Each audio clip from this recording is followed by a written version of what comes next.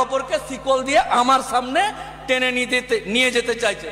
GCP কবরস্থান, বাপের কবর, যেই বাপের ঔরসে, যে বাপের জলে তৈরি হয়েছি, আমার বাপের কবর আমার সামনে জিসিপি দিয়ে খুঁড়ে চেন দিয়ে টানতে টানতে নিয়ে যাচ্ছে। তাই ব্রাদার ইসলাম, এই মহা সমাবেশে আপনাদেরকে একটাই কথা বলছি, আপনারা নিজেই আগে জানুন ওয়াকাফ কি, কেন, কার, কিভাবে এসছে আর কি করতে চাইছে।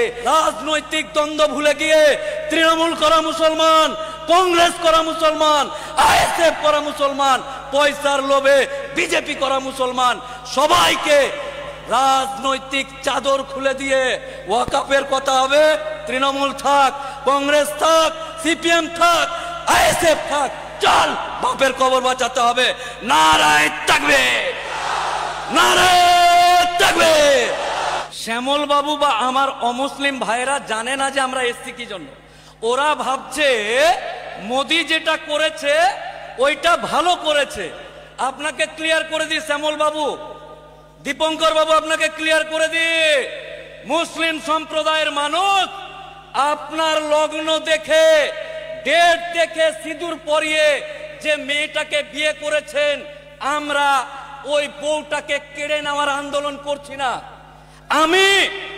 আমি যাকে মোহর দিয়ে, মৌলভী সাহেব দিয়ে বিয়ে করেছি, এই সরকার বলছে উকিল সাহেব আপনার বউকে আমার ভালো লেগেছে, আই লাভ ইউ, আপনার বউ हमको दे दो।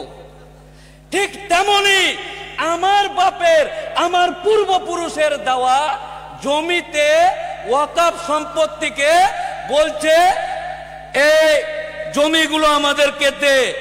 একটা উদাহরণ বলি, এই নতুন আইনে কি আনতে চাইছে, একটা 10,000 গ্রামের মুসলমান, 10 বিঘা কবরস্থান আছে, 10,000 মুসলমান, এদের যেটা বক্তব্য 10,000 মানুষ, বছরে ওই গ্রামের মানুষ মরে 10টা বা 15টা, 10 বিঘা কবরস্থান রাখার কি দরকার আছে?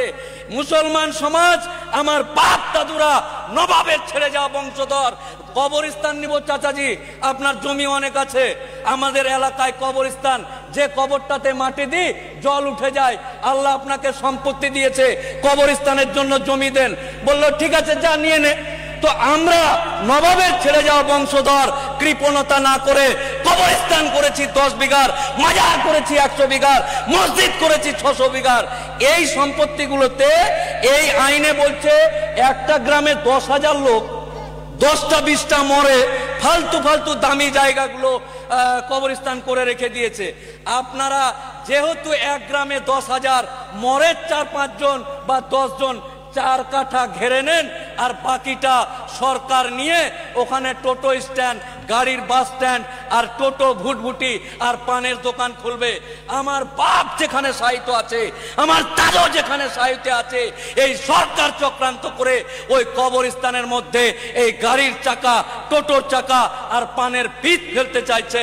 সাবধান, আজকেই দ্বন্দ্ব ভুলে ওয়াকফ সম্পত্তি এটা আমার বাপ দাদের মাথার ঘাম পায়ে ফেলে, যেমন আমরা কারো বউয়ের দিকে নয়, আমরা নিজের স্ত্রীকে বাঁচানোর জন্য, নিজের সম্পত্তি বাঁচানোর জন্য এই আন্দোলন করছি।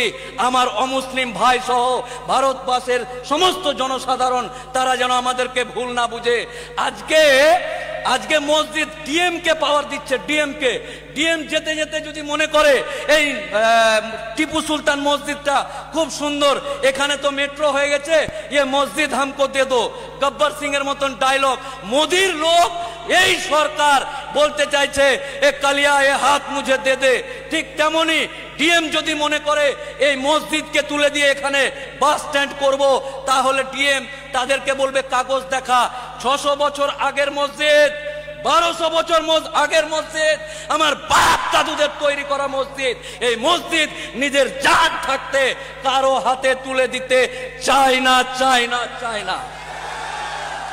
প্রত্যেকটা মুসলিম সম্প্রদায়ের ধর্মাবলম্বী মানুষদেরকে বলছি, আপনাদেরকে বলছি, যেমন শ্যামল বাবু না জেনেই ওয়াকফ মানে বাপের সম্পত্তি মনে করছে, মোদি দিচ্ছে ভালো কথা, এই মুসলমানদের কাছে এত কেন থাকবে, আমরা নিয়ে নিব, মনে হচ্ছে বাপের জিনিস নিয়ে নিবে।